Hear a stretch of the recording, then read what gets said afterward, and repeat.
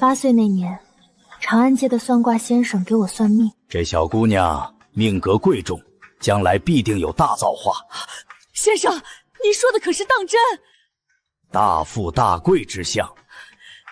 于是自那日起，我娘便不再让我干粗活，她将我养得十指纤纤，身段如柳，只等着日后许个好人家。可谁也没想到，及笄那年，我爹将我嫁给了隔壁卖豆腐的哑巴。听邻街的阿婆说，我出生的时候，我娘不是很高兴。怎么偏是个丫头？想生个小子能帮我杀猪卖肉打下手，一个姑娘家哪有将猪摁住杀掉的力气？事情的转折发生在我8岁那年。林家嫂子，你家这闺女长得真标致，跟画里走出来的一样。张家和黎家祖上3代，可都没出过这般好模样的姑娘。这丫头到底是像了谁？老先生，您喝碗热汤，受累给这孩子瞧瞧。这姑娘命格贵重，将来必定能有大造化。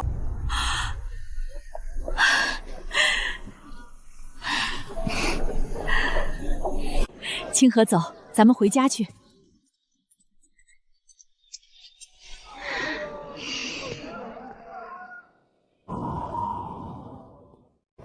算卦的说了，咱家清河将来是大富大贵的命，姑娘家最大的造化，那不就是嫁个好郎婿吗？长安街上骗子多，你也信？若他是信口胡诌的，又怎么会一口爆出清河的生辰八字，一个字都不差？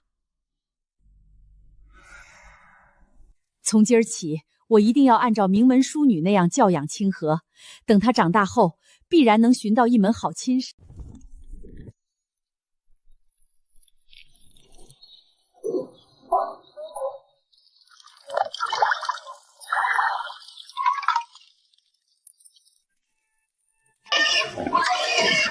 去，回屋待着去。一个姑娘家的，沾了满身的猪骚味可怎么好？日后还怎么寻婆家？教养着也成，总归是个姑娘。打今儿起，不许去铺子上抛头露面了，多跟你王婶学学，在家做绣品。娘，我以前不是帮爹杀猪吗？那是以前，算命先生说了，你有大造化，得修身养性，养得金贵些才行。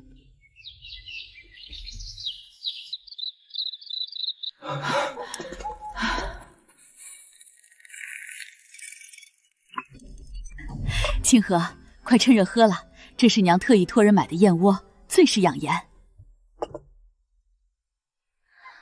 娘，这燕窝喝起来跟咱平日里吃的银耳也没啥两样。胡说，那些大户人家的小姐可都是吃这个养出来的，你得日日喝着，身子骨才能养得娇贵。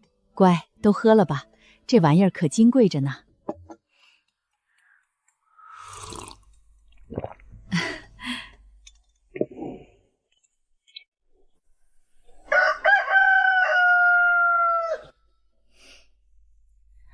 哟，林家嫂子，你家清河这模样是越长越出挑了。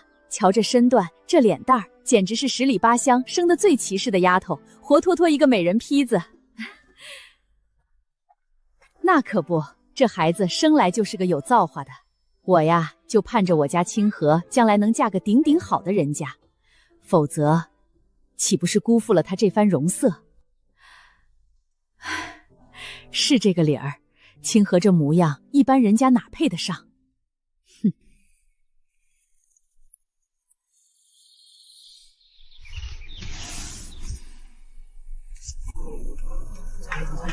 想赊账没门儿！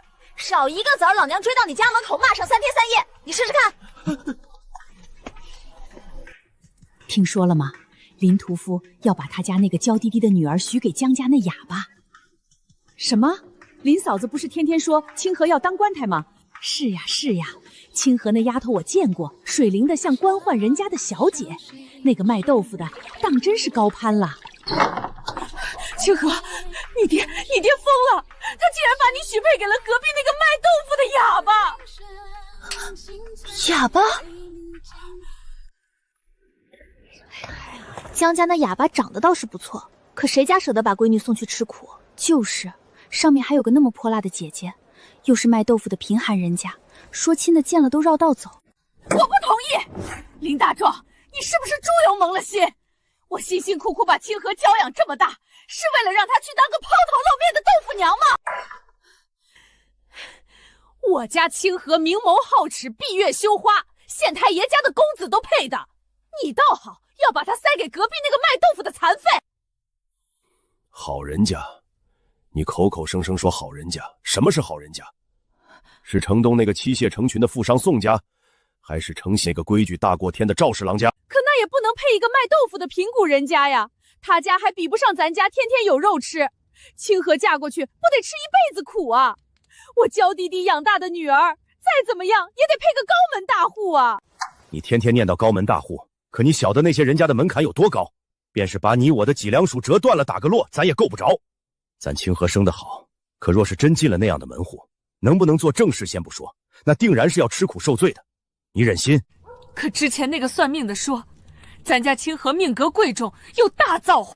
什么命格贵重？什么大造化？在你眼里是尊贵，在我看来，那就是白日做梦。我爹和我娘不一样，我娘日日挂在嘴边的那些贵气，在他眼里不过是飘在天上的云烟，哪怕我穿得再好，也改变不了我是村姑的事实。屠户家的女儿配个菜农，配个小贩，那才叫门当户对。配隔壁江照也没什么不好，豆腐炖肉最有滋味。再说离得近，日后清阁那受了欺负，你提上斩骨刀就能过去做主。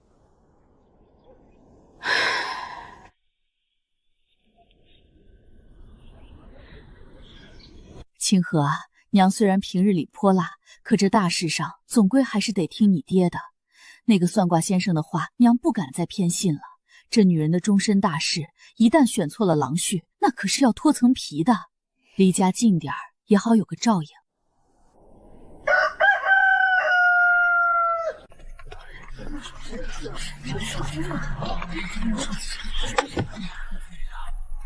林大哥、林嫂子，江家来给清河下拼了。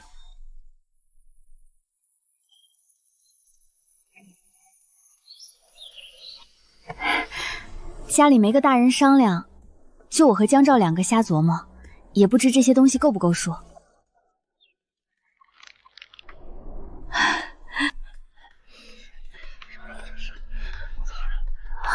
8匹布，还有胡椒，这江家倒真是不怕掏空了家底。若是有什么不妥当的地方，还望婶子直接同我说，千万别客气。咱家虽然清苦点，但绝不能叫清河还没进门就受了委屈。够了够了，江家大丫头，这心思咱都瞧见了。哎，这么沉的聘礼，在这甜水巷倒真是头一份。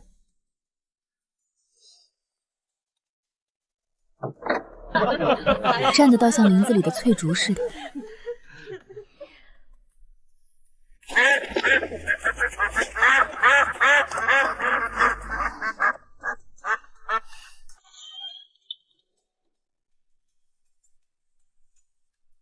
从小到大，阿娘总说我的郎君该是文质彬彬的秀才，或是骑大马的状元公。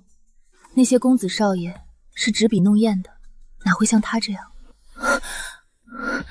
不行，我不甘心，我不信我这辈子就只能窝在这窄巷里，守着个磨豆腐的哑巴。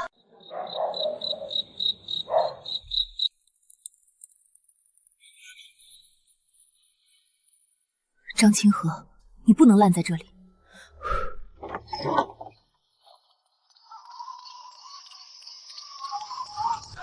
玉娘，快走，晚了船就开了。哟，这两个丫头生的可真水灵，快上船来。喏，把这卖身契签了，带你们去大户人家当个体面的丫鬟，也比在这穷巷子里蹉跎一辈子强。玉娘，你娘收了银子把你卖了，你当真不怨？这有什么好怨的？我娘说了，去高门大户做个得脸的女使，吃穿用度那跟正经人家的小姐也没差什么。虽说得遭2年罪，受人驱使，可等我攒够了钱，赎身出府，见了世面，那时候我想嫁谁就嫁谁，谁还敢小瞧了我？从前阿娘总念叨我这副容貌够得上那些高门大户选女使的门槛，叫我去试试，我却死活不肯。那时候我总觉得自己是个金贵的，去伺候人实在是跌份儿。现在想通了，想通了。从前真是愚蠢，与其一辈子窝在那逼杂的巷子里，起早贪黑的做一个抛头露面的豆腐娘，倒不如去富贵人家做个女使。宁娶大家婢，不迎小家女。等我在大户人家长了见识，将来一亲时，谁还敢拿我当寻常屠户家的女儿瞧？那还等什么？清河，快上船！谁？啊，江照，你怎么会在这儿？江照，你怎么在这儿？松开！清河，别跟他废话，他一定是来堵你的。快啊，再不走可就真走不了了。拿这个往他头上招呼，快点！爹娘生养我一场，我若是为了逃命在这闹出人命官司，那我就真不配为人了。多好的苗子啊，可惜了，真是可惜了。今日你不敢走，日后就等着在那豆腐坊里烂死一辈子吧。完了，梦全碎了。从今往后，我张清河只能是个普通姑娘了。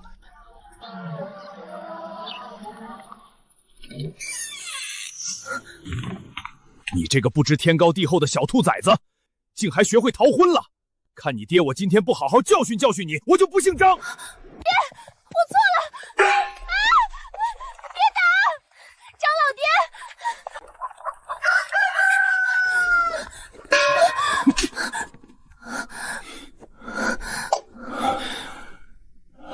阿照，你……阿照，你莫要护着她！这姑娘原就是被我给养歪了，心大了，竟敢做出这种叫张家和江家都没脸的事儿。今天她就该受受教训。婶子，您言重了。小姑娘家家临出嫁闹点脾气也是有的。这桩婚事原本也是我们江家高攀了，清河心里不愿意，我这做姐姐的也能理解。如今既然闹了这么一遭，若是清河执意不肯，这婚事不如就此作罢吧。我们江家虽然日子过得清寡，但到底还是有几分骨气在的。松开！江照，你怎么就这般固执？人家都这般折辱你了，你倒好，还上赶着往上凑，你还要不要脸皮了？走，跟我回家。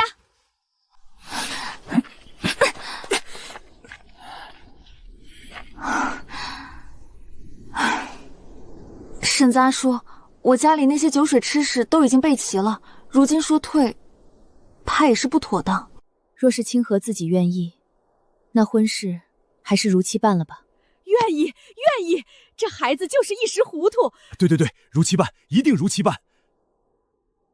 这日子定得急，总算是什么都备齐了。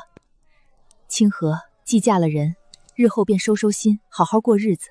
若是受了什么委屈，尽管回来告诉爹娘。你爹惯会杀猪，若是那江照敢待你不好，阿娘，上轿吧。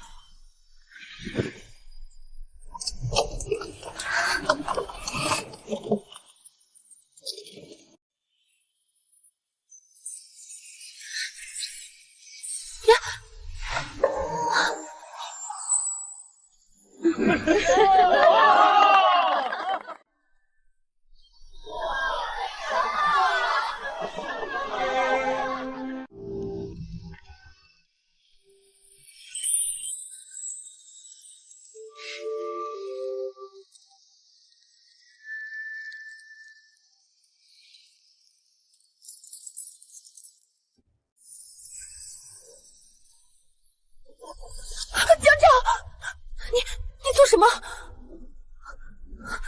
江照，你先停下。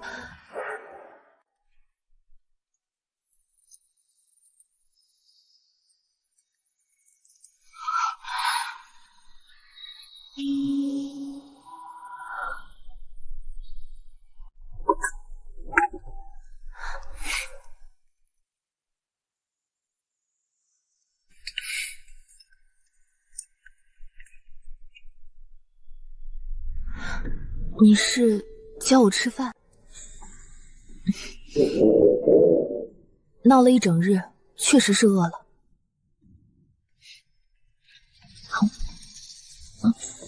既然是叫我吃饭，方才那般急着托我洗服做什么？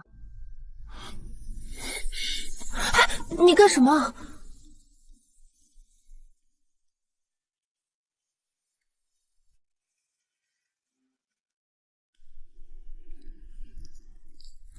你怎么知道我膝盖有伤？你是说白日里我出洗觉被喜服绊了一脚，你就发觉了？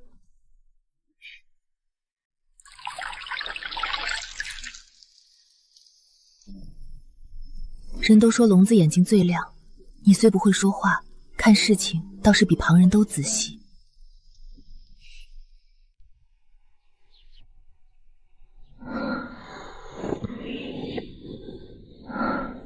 江昭呢？这时辰准是去铺子上忙活了。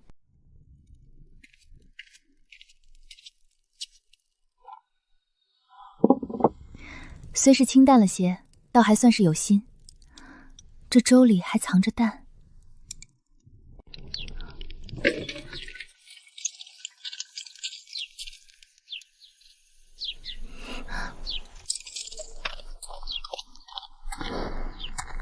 踩起来。阿姐，我……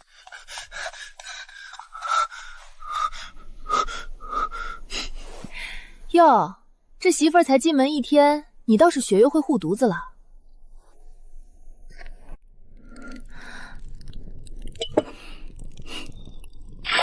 阿姐，这……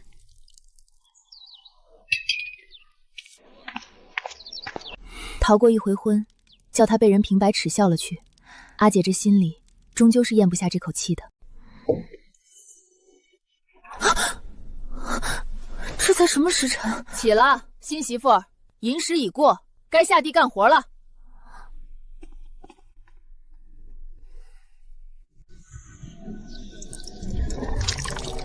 江家磨豆腐有规矩，不用驴拉，全靠人推。你过来，只有人手细细磨出来的豆腐，才够细腻香香。手上使劲，人推出来的豆浆才细腻，这磨出的豆腐才叫醇香。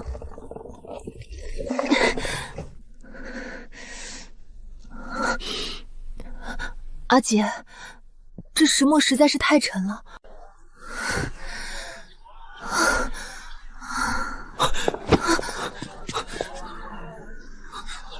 江照，你是卖豆腐的，你媳妇儿若是连豆腐都不会做，以后这生意还怎么做下去？这不是还有阿姐你在吗？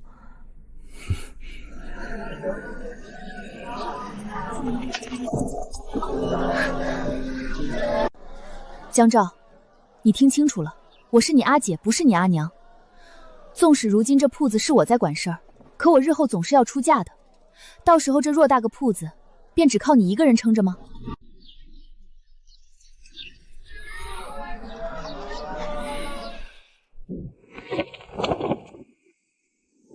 李大哥，我要这几束。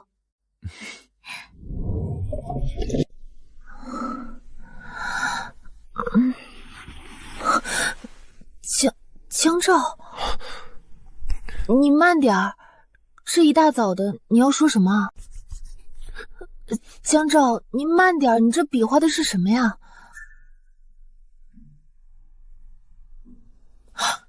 呀，回门，今儿是回门的日子。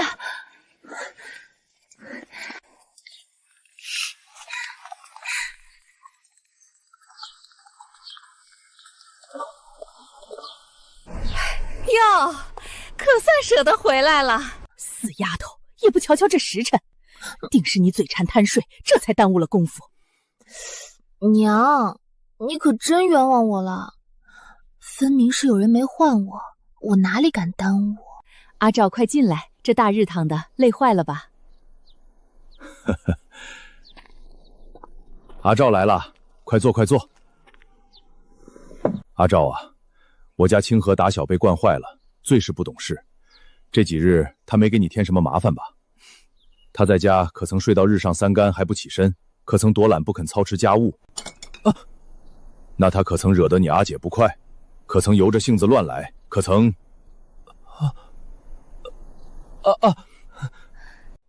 爹，您消停会儿吧。您这一出接一出的，倒是让人家安安生生的吃顿回门饭啊。哦，瞧我这记性，我忘了阿照得腾出手来回我的话，怪我。你这老头子真是老糊涂了。多吃点儿，回了家可别说老丈人家没管够饭。爹娘，时候不早了，回门不过夜，我们也该回去了。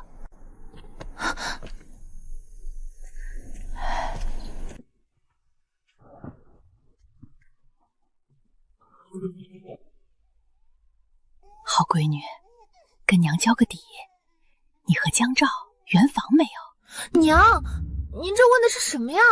你这死丫头，都嫁做人妇了，还整日里娘啊娘的撒娇，你如今也是该学着做娘的人了。晓得了，您别说了。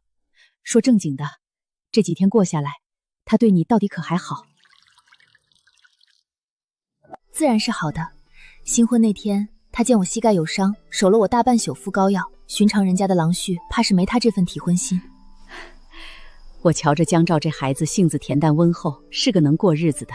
江家虽不富裕，好歹也有一份薄产糊口。清河，你莫要因着从前那些心气儿高就瞧不上他。听娘一句话，抓紧圆房了，生个娃儿，这日子才算扎下了根。至于他那个阿姐江映，瞧着也是个实诚孩子。他如今搓磨你几分，那是因为你逃婚的事叫江家没了脸，他心里有气。你要晓得轻重，别跟他硬顶。待你日后和阿照把日子过红活了，他这气性也就磨没了，明白吗？明白了，娘。闺女，你记着，这圆房啊，最好选在月圆之夜，讨个好兆头，这样你们小两口往后才能夫妻和顺，百年好合，早生贵子。娘，我不听了！江照，咱们回去了。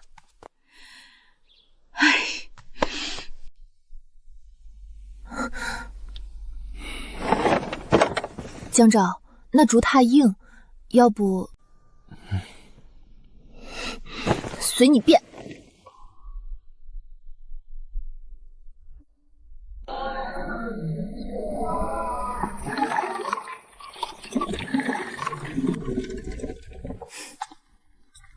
这豆花点的太老了，入口跟吃渣子似的，谁买？阿姐，我下次注意。还有这豆渣，绿的一点都不干净，磨豆腐的本分都叫你给丢了。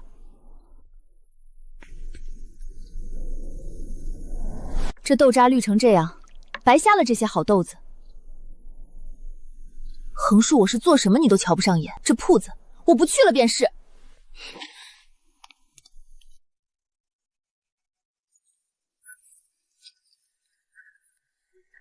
若是这般回去，阿娘准又要念叨我不懂事，少不得一顿说嘴，还是罢了。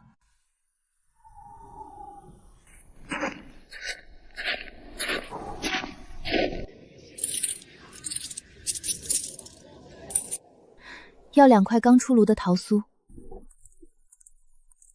哟，阿映啊，今儿太阳打西边出来了，怎么没见你家那俏媳妇清河跟着去铺子里呀？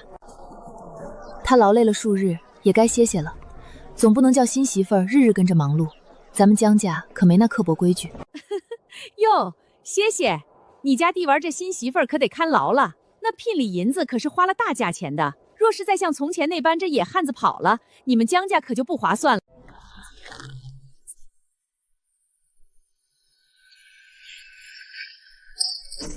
李婶儿，什么跑不跑的？小姑娘家的，出嫁前闹点脾气，不过是去亲戚家住了一夜，怎的到了李婶嘴里就成跑了？莫非李婶家的闺女儿隔3差5回趟娘家，也是跟着野汉子偷跑了？你胡扯什么？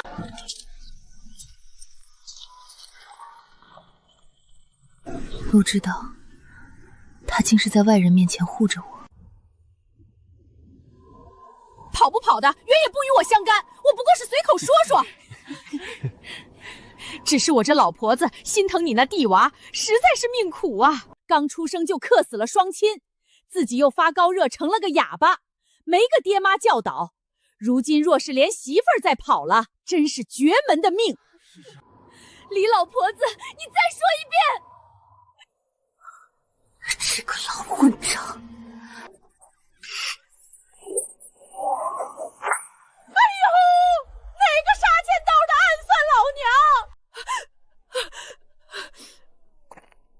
娘？呀，原来是李婶儿啊！怪我顽皮，闲得没事儿乱踢石子，没成想竟惊了您老人家。李婶儿，您没事吧？您看这路滑，您慢着点儿。您看您年纪大了，这要是摔着了可怎么好？不过说来也巧，这巷子里这么多人在走，怎么偏就落到您身上了？还是说您老人家天生便比旁人倒霉些？原来如此，若非如此，您的一双儿女怎的就没一个圆满的？旁人最多是克夫克妻，您倒好，是克儿克女呀。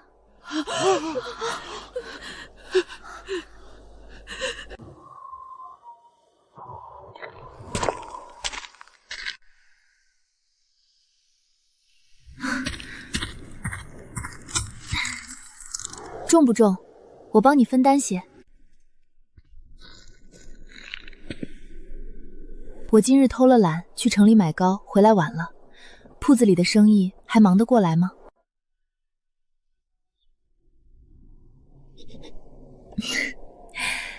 你这摇头，是说忙得过来，还是忙不过来啊？呆子，吃个糕都能发愣。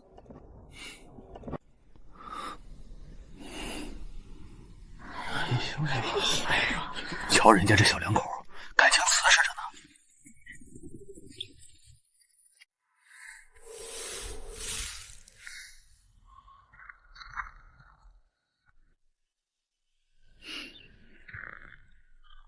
阿姐，那是欣慰吗？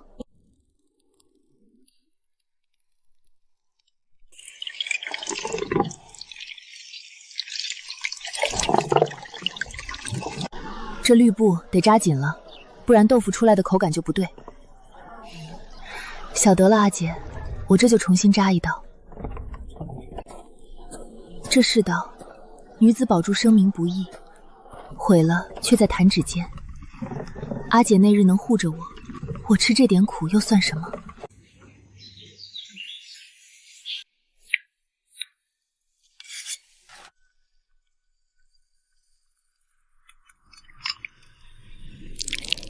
阿姐，咱们这豆花虽然滑，但总是这一口酱，是不是寡淡了些？街头巷尾都是这么卖的，有的吃就不错了，谁还挑三拣四？那些卖力气干活的汉子，光吃咸味儿可不顶饱，要是能添点荤腥气，生意准能更红火。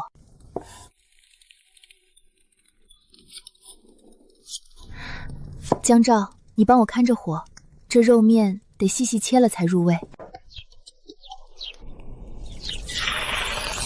葱姜蒜得先爆香，肉末得煸干了才香。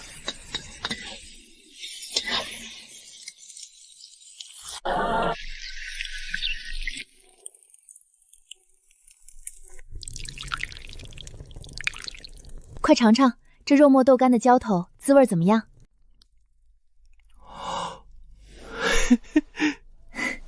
那就成了，等明天咱们就试着卖卖看。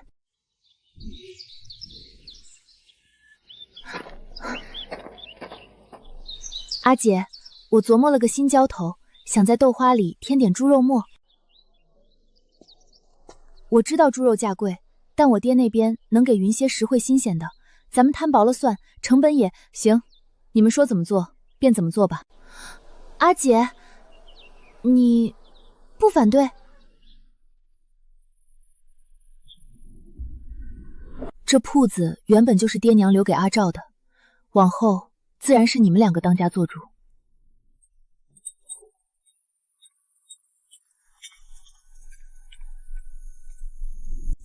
阿姐嘴硬心软，这是要把家底儿都交托给你呢。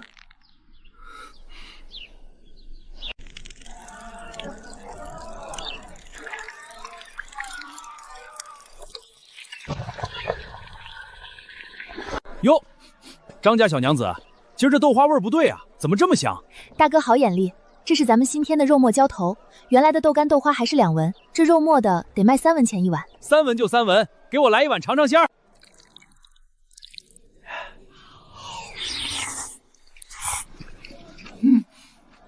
好滋味！再给我盛2块豆腐带走，回家炖肉吃。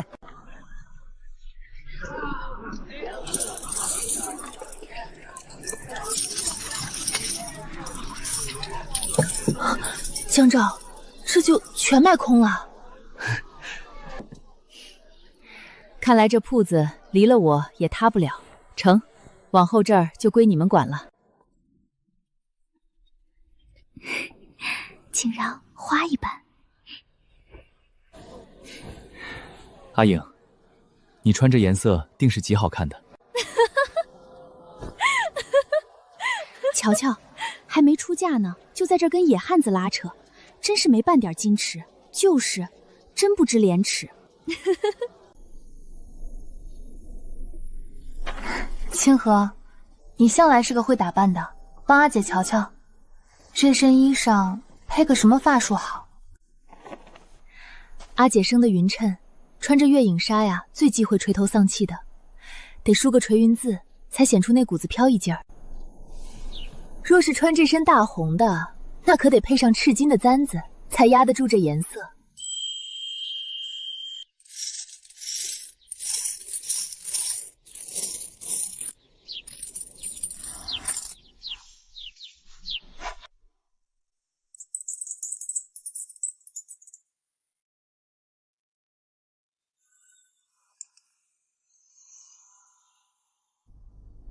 阿姐操劳了半辈子，如今要议亲了，咱们总得拿得出像样的东西添妆。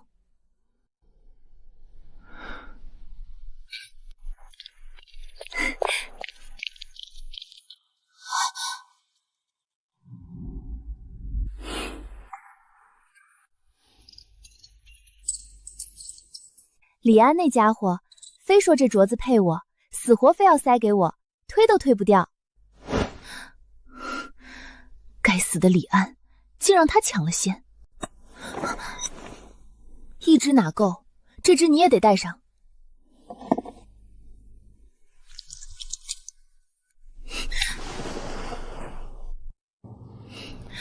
他送他的，我送我的，那李安想抢先卖好，门儿都没有。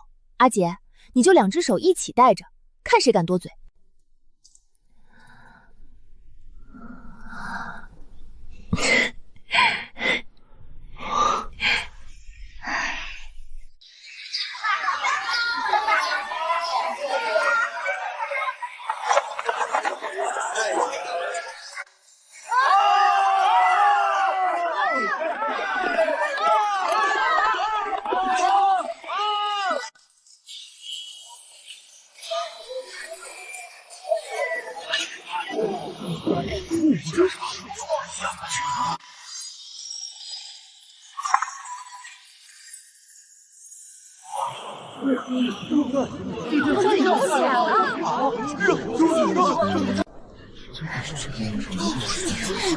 这李安是个深藏不露的啊，这排场甜水巷多少年没见过了。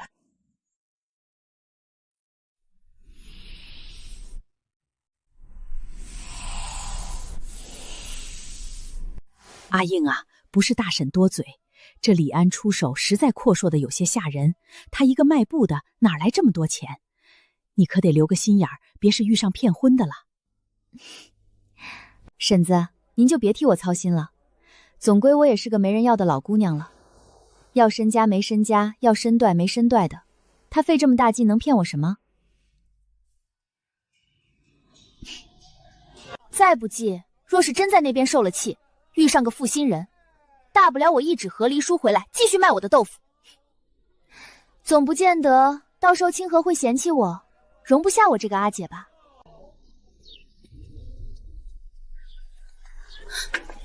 自然不会，阿姐，你便是这一辈子不出嫁，咱们也都是和和气气的一家人，谁敢嫌弃你？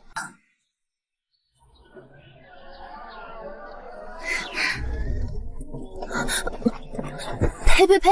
瞧我这嘴，大喜的日子净说这些丧气话。不论如何，今日阿姐出门子，我这做弟媳的，祝阿姐和姐夫举案齐眉，琴瑟和鸣，日子过得比蜜还甜。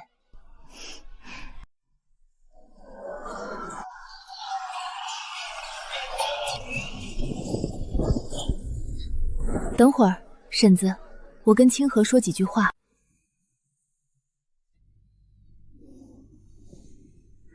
从前阿娇闹着非要娶你那阵子，我这心里总是不踏实，觉得你生得太好，不是个安稳过日子的良配。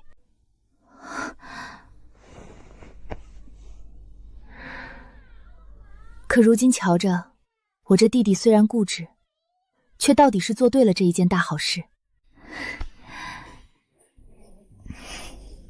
也不枉他将你放在心里这么多年。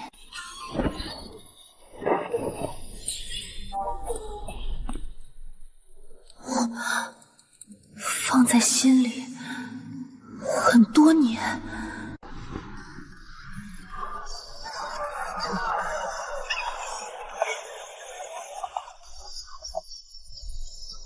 新娘子出阁喽！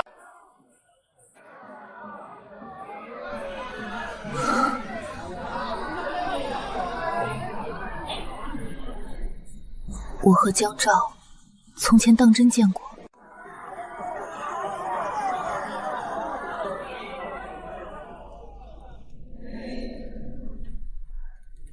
放在心里这么多年，这到底是什么意思？好的。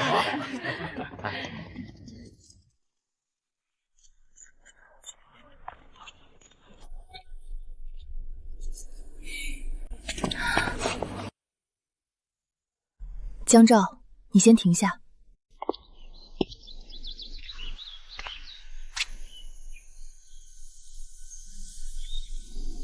阿姐说，你把我放在心里很多年。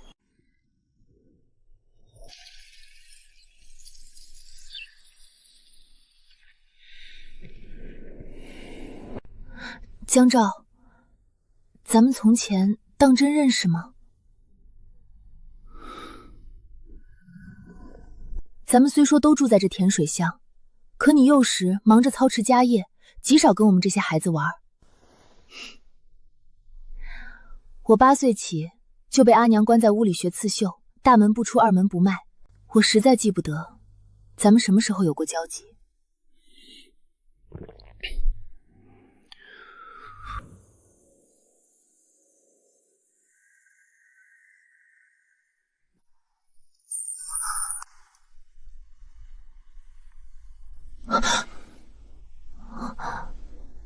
6岁？你说你6岁那年？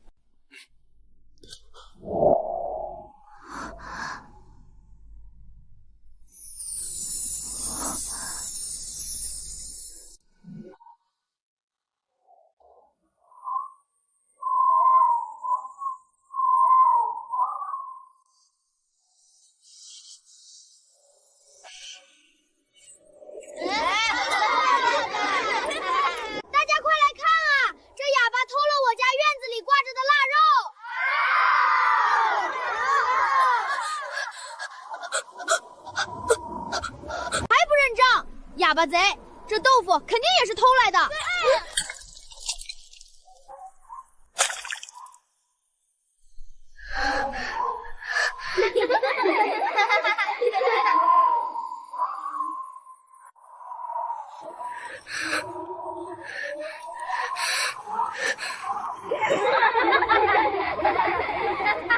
偷东西还不说话，给我打这个哑巴贼！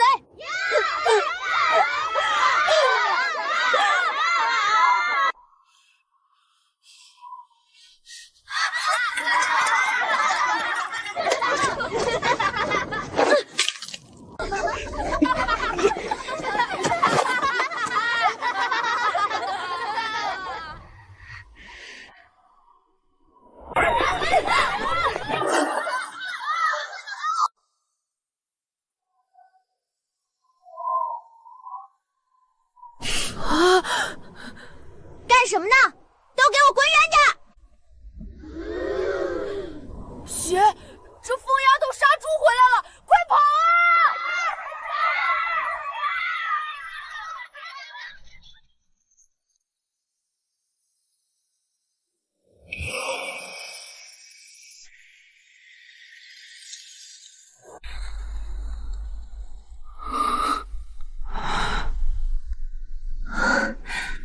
原来是那次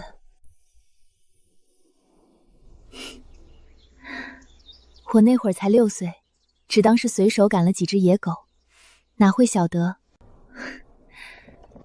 这桩你点子搬不起眼的小事儿，你竟记了这么多年。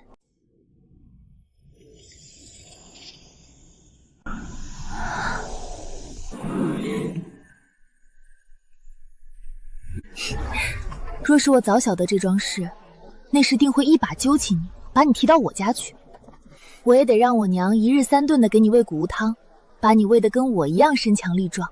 我会告诉你，喂，小萝卜头，日后要是有人再敢欺负你，尽管来张家铺子寻我。看来你喜欢的压根儿不是现在这个娇柔纤弱的张清河，而是那个满身猪血、神兵天降的小罗刹啊！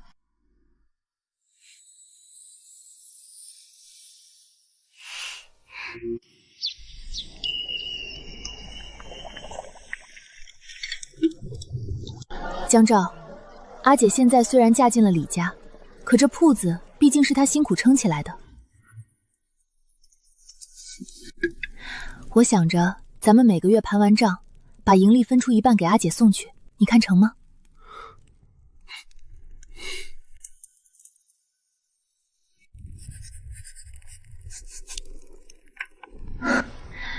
这一半的分红，阿姐拿着也能傍身，免得在那边受了气没个去处。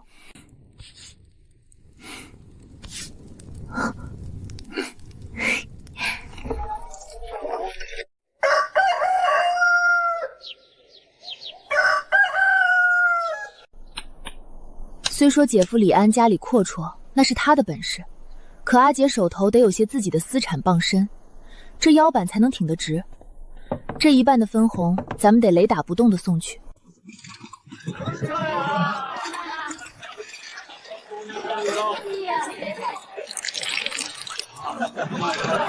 谢谢。生意越来越好，这猪肉用的也快，总不能老是回娘家白拿阿爹的。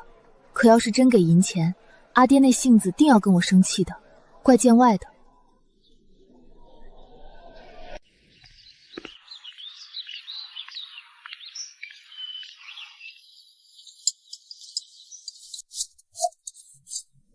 哟，阿赵又来了。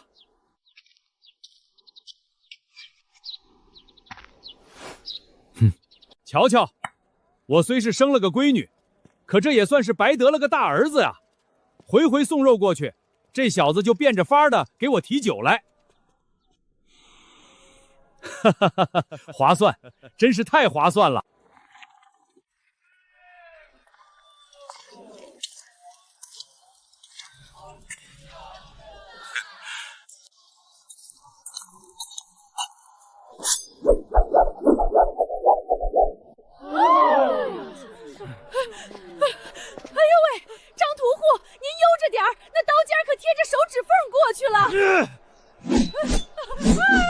怕什么？我这刀法，那是阿教这好酒喂出来的。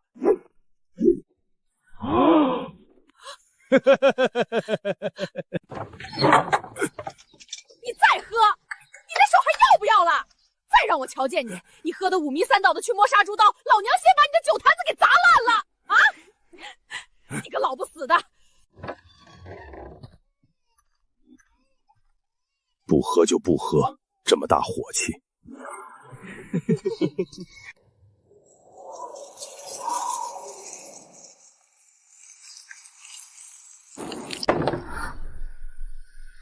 江照，你瞧那儿。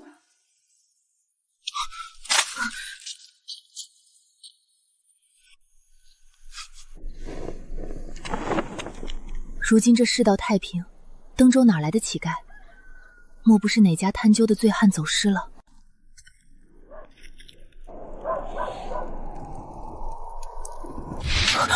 玉娘，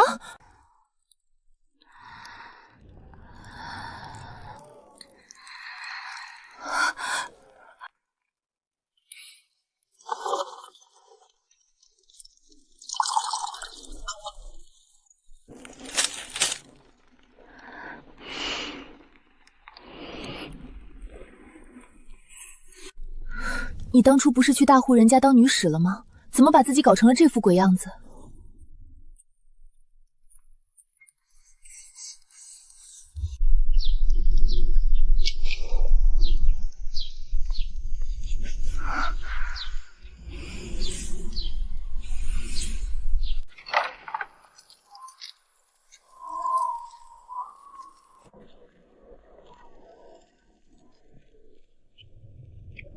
到了，玉娘，这是你家。不管在外头遭了什么罪，回了家总归有你娘疼你。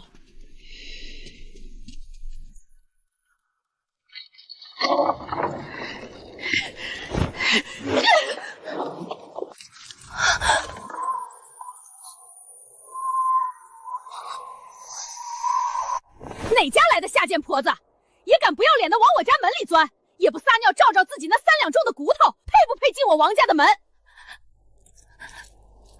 娘，我是玉娘啊，娘。我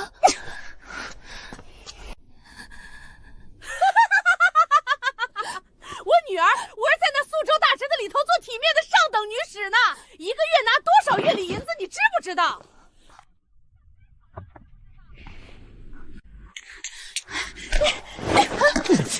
瞧瞧你这落魄样，也敢冒充我女儿！走走走，快滚！莫要脏污了我家的门槛，平白招了晦气。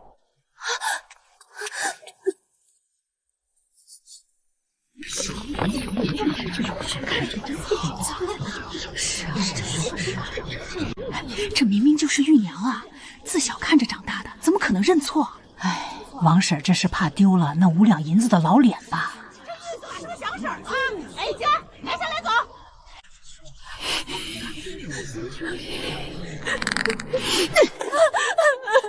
玉娘。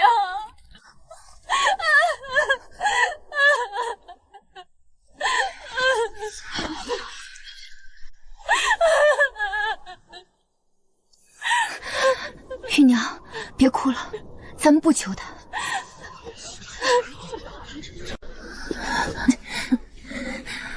玉娘，你这一天没吃东西了，饿不饿？走，先去我家里，我锅里刚炖好了鲫鱼豆腐，热乎着呢。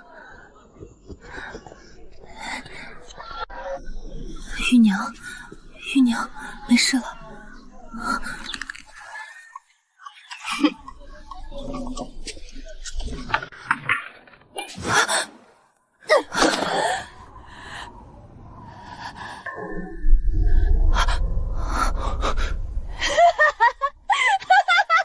苏州大户人家，那船啊，根本没去苏州，他带着我一直往南走，走啊走，走到了江南最红火的瘦马园。我在那儿被教着怎么伺候男人，做了整整2年的瘦马。我好不容易逃回来，想告诉娘，咱们都被骗了。我想回来吃口热饭，想回家啊。是。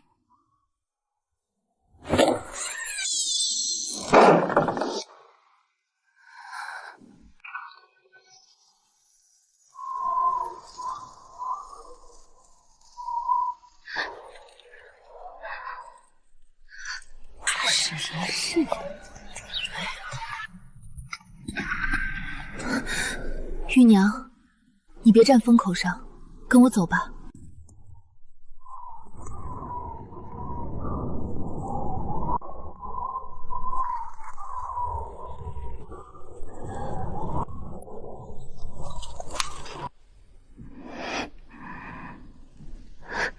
幸好，清河，幸好你没跟我一起上那条船。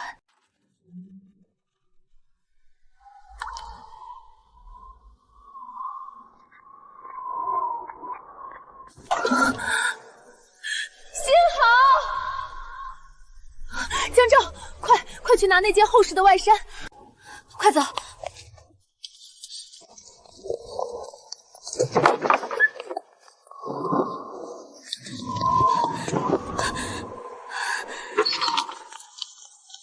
玉娘，玉娘，玉娘！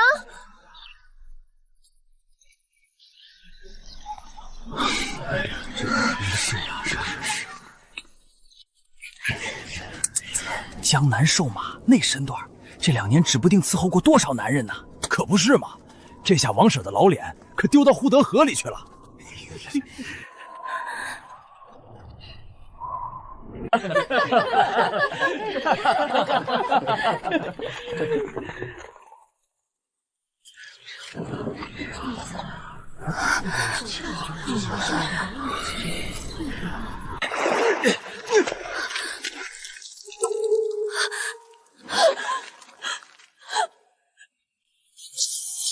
玉娘，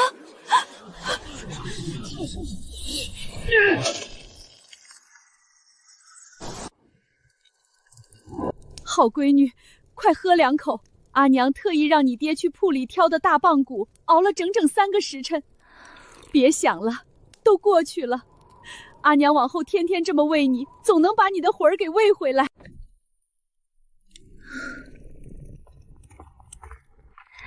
阿娘，您从前不是最在意我的容色吗？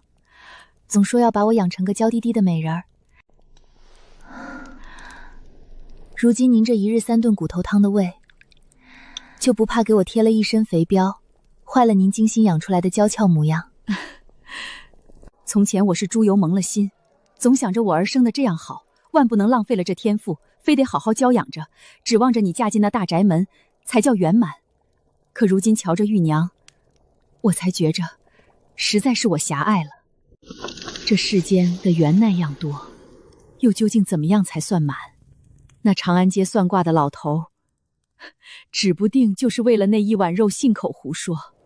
我偏生当了真，魔怔了似的，白白耽误了我儿这些年。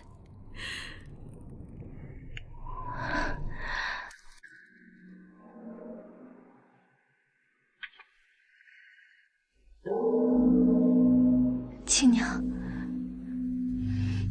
玉娘，这里虽冷清，但总归没那些流言蜚语。往后你就在这儿受些香火供应，没家人惦记不要紧，佛祖会照看你的。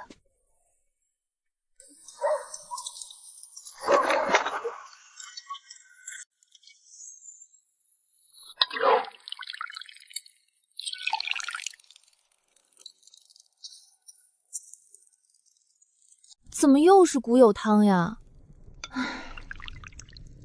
江照，这几天我喝的嗓子眼里都是这股味儿，再喝下去，我真觉得自己都要变成一根大棒骨了。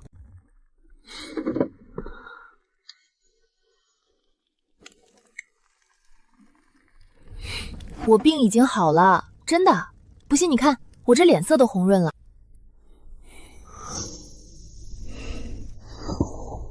你这副样子，跟那晚在码头拦我的时候一模一样。现在想想，那晚在码头，若不是你死死拽住我，我的下场怕是比玉娘也好不到哪儿去。成，既然你要我喝汤，那咱们换个法子。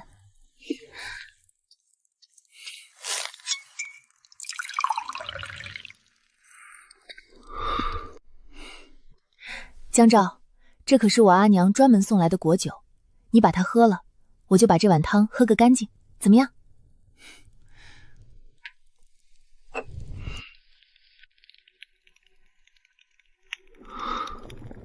怎么不敢喝呀？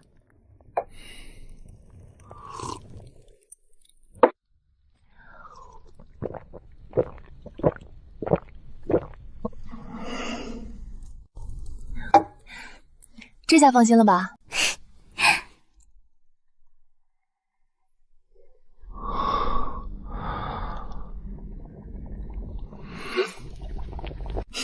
别看了，这酒啊是我阿娘亲手送来的，滋味当然不一般。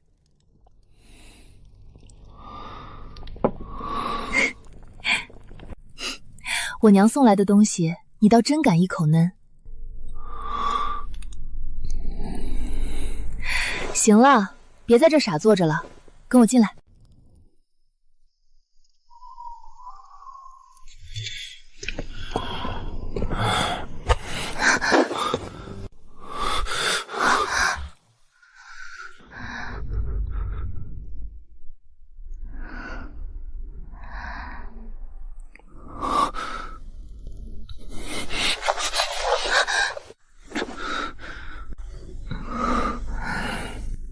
阿娘说要选月圆之夜。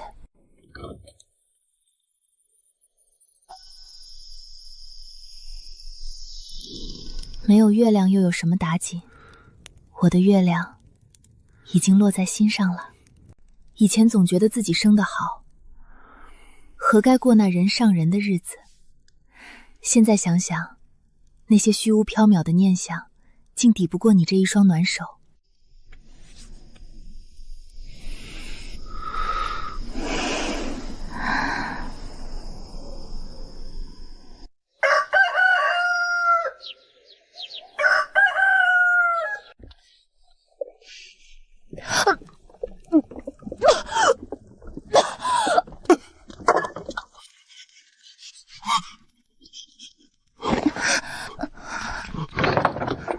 江照，慢点儿，我许是昨个凉着了，不打紧。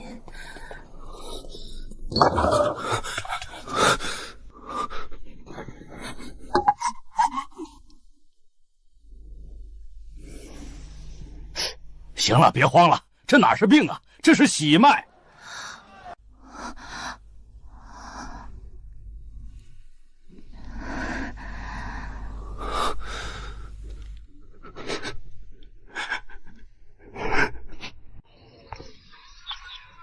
哟，江家的小子，听闻你家媳妇儿怀上了。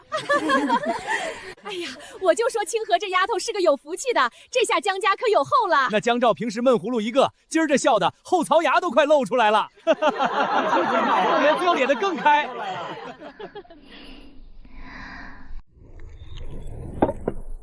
清河，娘给你带好吃的了。清河，娘，快，趁热喝了这碗骨头汤。你爹今早特意挑的最新鲜的大棒骨，熬了足足3个时辰。娘，您这天天提着鸡蛋往这儿跑，我都快被您喂成大肥猪了。我那时只当是图个心安，整日里逼着你学这学那，总想着让你高价。可如今看来，守着江照这么个知冷知热的良人，怀里揣着个娃，这安稳日子比什么虚头巴脑的造化都强。我儿这才是真有大造化。清河，阿姐看你来了。这可是宿州最好的燕窝，弟妹你多补补，回头生个像你一样俊俏的大胖小子。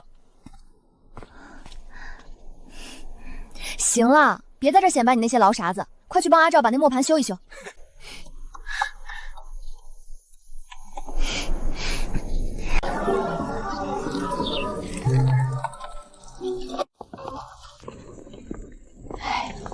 我跟你们说，那江家的天天大鱼大肉，这派头不知道的还以为怀的是金疙瘩呢。人家张屠户有本事，乐意贴补闺女。你贴补又怎样？到底还是个卖豆腐的。再说了，这老子是个哑巴，万一这生出来的孩子也是个不会说话的闷葫芦，那才叫热闹呢。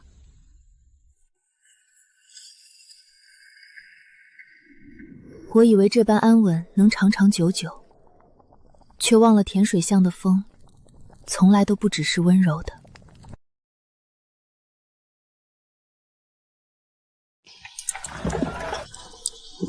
瞧瞧江家那小蹄子，如今肚子大了，被那哑巴捧在手心里当祖宗供着呢。那也是人家有福气。福气，我看是心也难收。你们忘了他成亲前逃婚的事儿了？那晚在码头跟多少野汉子拉扯过，谁瞧见了？如今这怀的，指不定是谁家的种。江照那憨货，也就是捡个现成的便宜爹当。不仅如此，我瞧着张屠户天天往江家送提报，那是白送的。这清河借着身孕，早就把豆腐铺的银钱把持得死死的。江家爹娘留下的那点老底，我看全被他偷着运回张家私库去了。江照这就是引狼入室，迟早得被吃个精光。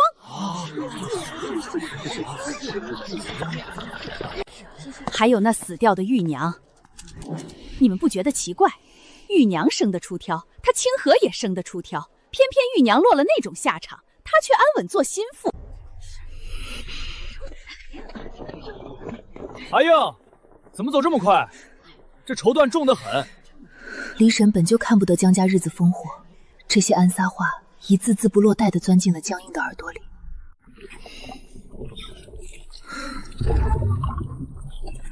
阿姐，晚饭想吃什么？我去。不劳烦，你现在金贵，还是回屋歇着吧。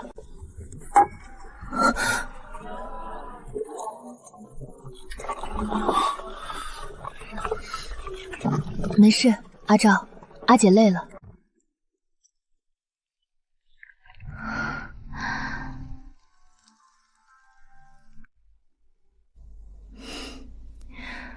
阿爹老腿疼，阿娘一到冬天就咳嗽，得给他们买2身最厚实的冬棉。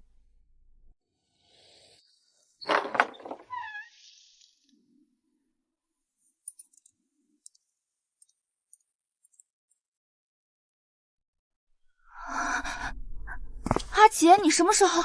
我要是不来，竟不知道这江家的血汗钱给张家供得这么顺手。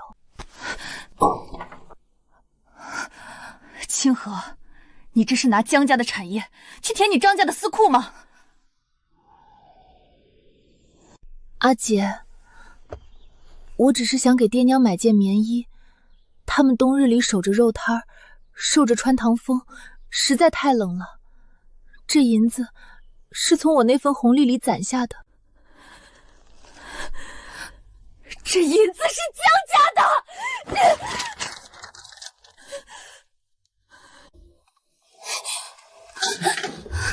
这里每一分利都是江家的血汗，不是你回娘家充面子的私房钱，更不是你贴补张家的钱庄。怎么，不说话了？心虚了？你当年逃婚，辱没江家门楣，让我弟成了全巷子的笑话。那时候你怎么不想想江家？如今你怀着身孕，仗着我弟疼你，便觉得可以明目张胆私拿家产了？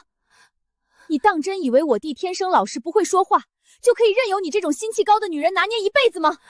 阿姐，我从未想过拿捏江照，我只是闭嘴。这银子你一分也别想动，只要我江映还在这个家一天，你就休想把江家的东西往外倒腾。我看着那些脏了的豆腐，就像看到了自己这段日子苦心经营的安稳，在阿姐的一声声质问中碎成了粉末。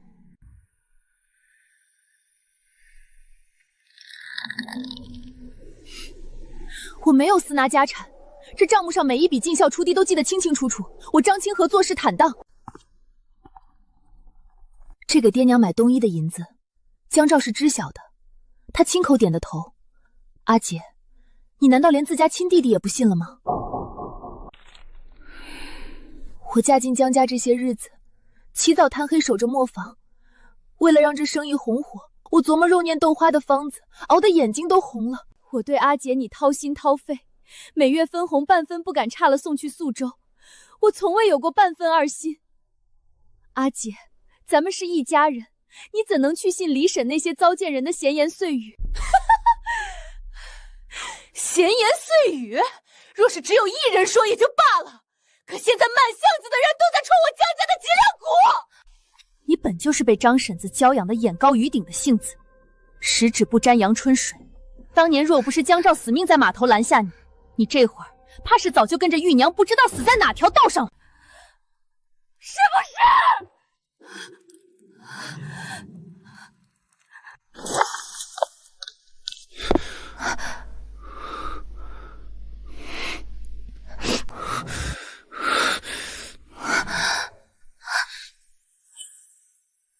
江照，你这是要为了这个女人跟你亲姐姐反目吗？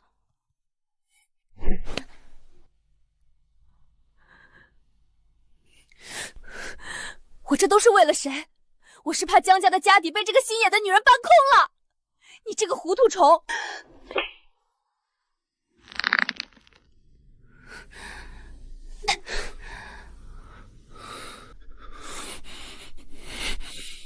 不准碰他！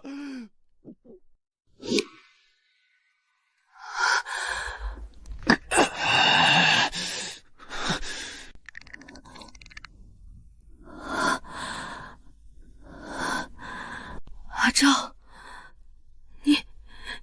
你刚才喊出声了。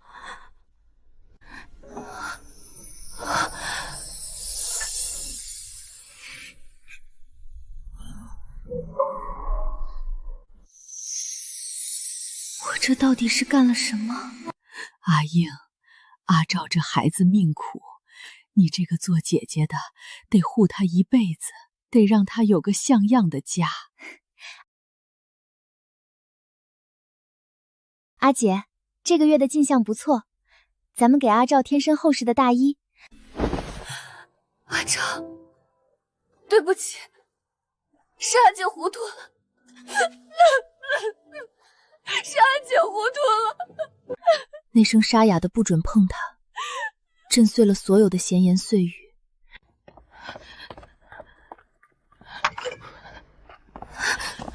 阿英，你怎么能说出这般混话？这可是你亲弟媳，肚里还揣着你们江家的种啊！当年我娇养清河，那是信什么算卦的胡话？我是亲娘，我是疼她，想让她这辈子少受点罪，不至于像我这样磨粗了手脚。当初江照豁出命去码头把她拦回来，那心里装的全是她。清河嫁过来，起早贪黑，那是把江家当成自己的命根子在守啊！你怎能被几句烂心烂肺的闲言碎语就伤了自家人的心？看什么看？谁再敢往我家吐唾沫星子，老子这杀猪刀可不认得街坊亲里！清河，是阿姐错了，是我被猪油蒙了心，听了那些混账话。阿姐委屈你了，也委屈了阿照，我这脑子真是不如豆腐渣。阿姐，别说了，我都明白。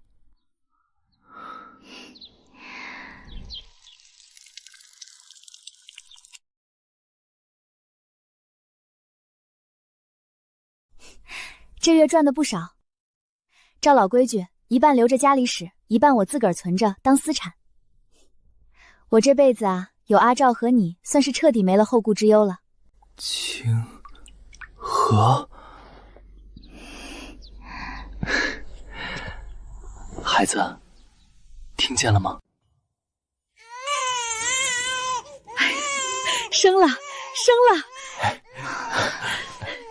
这孩子呀，就叫江念安，盼他一生平安顺累，不念繁华，只念安稳。清河，以前李婶嘴杂，你别往心里去，给孩子添个礼。谢过李婶了，快入座喝杯喜酒。清河，当年算卦先生说的命格贵重，从来不是嫁入高门、享尽荣华的大造化。这柴米油盐的寻常日子，便是我此生最好的造化。我叫张清河，是屠夫的女儿，是豆腐房的老板娘，是江照的妻，是江念安的娘。